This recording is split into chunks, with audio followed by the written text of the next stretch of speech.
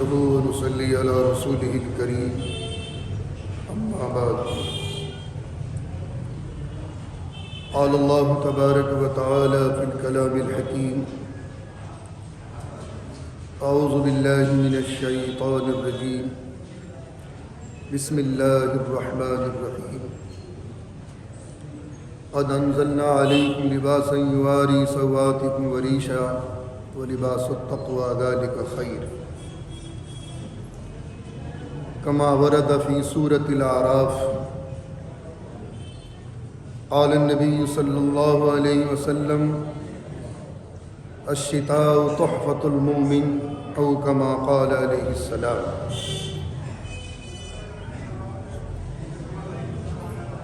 صدق الله العظيم.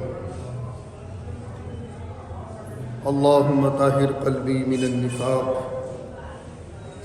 وعملي من الرياء ولساني من الكذب وعيني من الخيانة فإنك تعلم خائنة الأعين وما تخفي الصدور.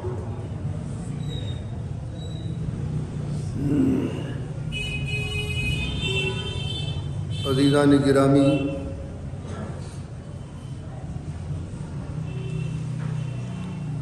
گزشتہ جمعے کو میری غیر حاضری رہی. سفر در سفر کے پیش نظر اس سے پہلے جمعوں سے دنیا کب فنا ہوگی اس کی تفصیل آپ حضرات کے سامنے آ چکی ہے.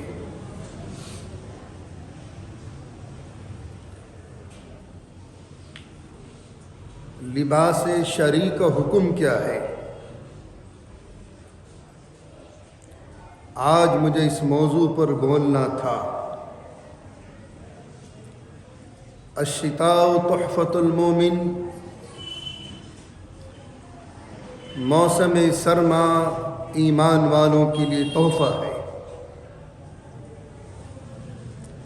اس کی تفصیل بھی مجھے آپ حضرات کے سامنے کرنی تھی. اگر وقت بچا تو لباس کا پہلا درجہ کیا ہے؟ سوآتکم وریشا سے مراد کیا ہے؟ کون سا لباس ہے؟ اس کی تفصیل انشاءاللہ میں آپ حضرات کے سامنے عرض کر دوں گا. حکومت سعودیہ نے جو تبلیغی جماعت پر پابندیاں لگائی ہیں، کس بنیاد پر لگائیں؟ وہ سارے الزامات بے بنیاد ہیں حکومت سعودیہ کی. اس سے پہلے بھی بہت ہنگامے برپا ہو چکے ہیں. ملک شاہ عبدالعزیز کے دور میں بھی ایک پروپیگنڈا اٹھا تھا کہ گنبد خضراء کو شہید کیا جائے، لیکن علامہ شبیر عثمانی رحمۃ اللہ علیہ، حضرت مفتی کفایت اللہ مفتی اعظم رحمۃ اللہ علیہ، علامہ سلیمان ندوی رحمۃ اللہ علیہ، ایک وفد گیا اور قرآن و حدیث کے دلائل سے یہ ثابت کر دیا کہ گنبد خضراء کے شہید کرنے کی کوئی علامت نہیں ہے، کوئی دلیل نہیں تمہارے پاس. روک دیا اس کو. اسی طریقے سے آج کا پروپیگنڈا ہے. تبلیغی جماعت پر جو الزامات لگا کر سعودی حکومت نے پابندیاں عائد کی ہیں وہ بے بنیاد الزام ہیں. اور اس جماعت کے صحیح العقیدہ ہونے کا سرٹیفکیٹ تو ہمارا ریلیز ہو چکا ہے باقاعدہ.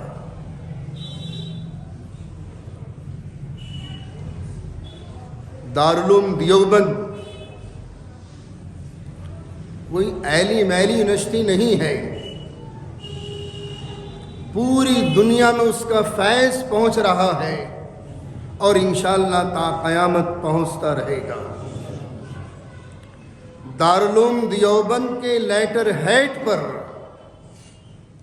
تبلیغی جماعت کا صحیح العقیدہ ہونے کا یہ سرٹیفکیٹ دارالعلوم نے ریلیز کر دیا ہے باقاعدہ، کہ تبلیغی جماعت کے عقائد تو اتنے مضبوط ہیں، وہ آخرت کے سوا کوئی اور بات کرتے ہی نہیں، قبر کے سوا کوئی بات نہیں کرتے، ایمان اور یقین کے مضبوط کرنے کے علاوہ کوئی اور بات کرتے ہی نہیں۔ اس جماعت کو سیاست سے کوئی تعلق نہیں ہے، اس جماعت کو فقہی مسائل سے کوئی تعلق نہیں ہے۔ البتہ اگر کبھی ان کے بعد کوئی آتی ہے، ہم نے اپنے بڑوں سے یہ سنا ہے، ہمارے بڑوں نے یہ فرمایا ہے۔ مولانا الیاس رحمۃ اللہ علیہ جو بانی تبلیغ ہیں، ان کے منشورات ہیں، یہ قوم تو اتنی سیدھی قوم ہے کہ ان 6 نمبروں سے باہر جاتی نہیں۔ نہ تبلیغی جماعت بدعتی ہے، نہ تبلیغی جماعت کا کوئی فعل شرک و کفر سے تعلق رکھتا ہے، نہ تبلیغی جماعت کا تعلق جہادی تنظیموں، ایسا کچھ نہیں۔ یہ جماعت دہشت گرد نہیں ہے، یہ جماعت بدعتی نہیں ہے، یہ جماعت شرک و کفر کے افعال کو فالو کرنے والی نہیں ہے۔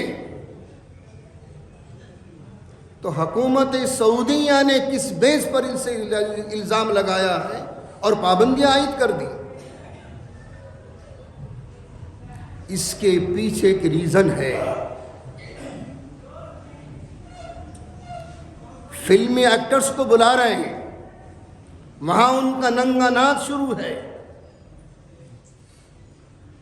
اور یہ جماعت ایک اصلاحی جماعت ہے اور انٹرنیشنل لیول پر ان کا نیٹ ورک پھیلا ہوا ہے۔ کتنے لاکھوں انسانوں میں جو شرابی تھے آج وہ نمازی بن گئے، جو چور اور ڈاکو تھے آج وہ نمازی بن گئے، دین کے پابند ہو گئے، دین کے راستوں پر چلنے والے ہو گئے، دین کے داعی بن گئے، دعوت و تبلیغ کے مبلغ بن گئے۔ ان کا ایمان اور یقین تو اتنا مضبوط ہے کہ آسمان کے اوپر کی اور زمین کی نیچے کی بات کرتے ہیں۔ اس کے پیچھے ایک ریزن ہے،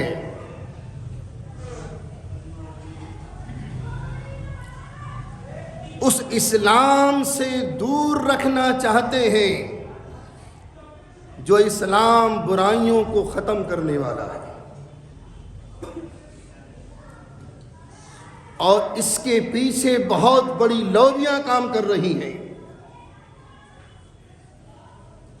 جو حرام کاری سے روکے، جو برائیوں سے روکے، جو بد اخلاقیوں سے روکے، جو بد کرداریوں سے روکے، جو معاملات کی درستگی کرنے کے لیے صحیح تعلیم دے، ایسے اسلام سے یہ دور رکھنا چاہتے ہیں۔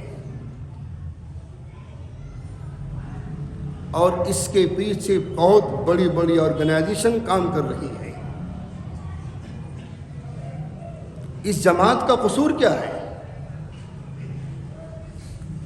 اور میں بارگاہ قدسی میں دعا کرتا ہوں کہ اس جماعت کی حمایت میں سب سے پہلا قدم اٹھانے والی کون سی شخصیت ہے؟ حضرت شیخ ارشد مدنی دامت برکاتہم، جو جمعیت علماء کے صدر ہیں۔ اللہ ان کے علم میں، ان کی عمر میں برکت عطا فرمائے، اور ان کا سایہ تادیر ہمارے سروں پر صحت و عافیت کے ساتھ قائم دائم رکھے۔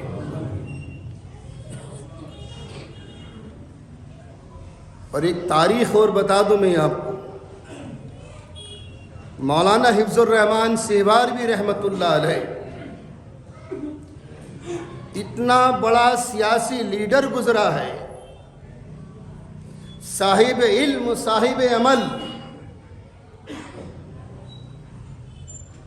کہ اس کا احسان پورے ہندوستان کی قوم قیامت تک نہیں چکا سکتی بدلہ اس کا۔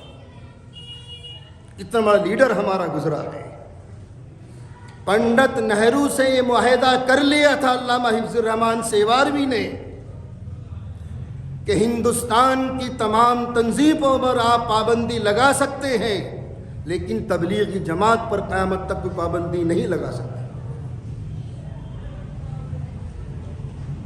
تو گھر کو آگ لگ گئی گھر کے چراغ سے، جب حکومت سعودیہ جیسی حکومت جس کا لیبل ہے اسلامی مملکت سعودیہ،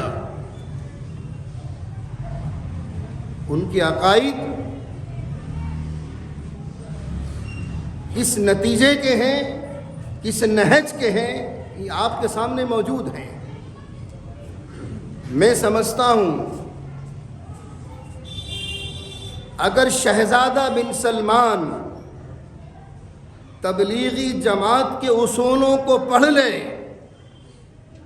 یا وہاں کے قائدین ان کے اصولوں کو ان تک پہنچا دے تو انشاءاللہ وہ بھی چلے میں نام لکھوا دے گا۔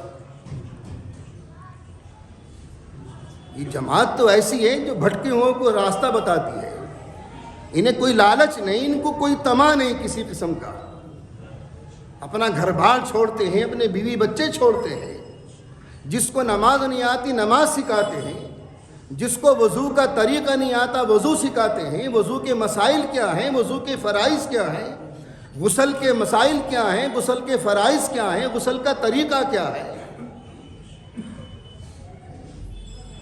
اتنی محنتیں ہو رہی ہیں، اور یہ خدا کا شکر ہے کہ حکومت سعودیہ سے ممکن ہے کہ سہو ہوا ہو،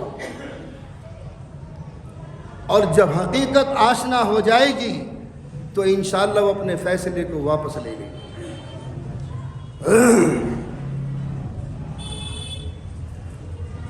سورۃ الاعراف کی جو آیت میں نے پڑھی ہے، اے آدمیوں، یا بنی آدم قد انزلنا علیکم لباسا یواری سوآتکم وریشا،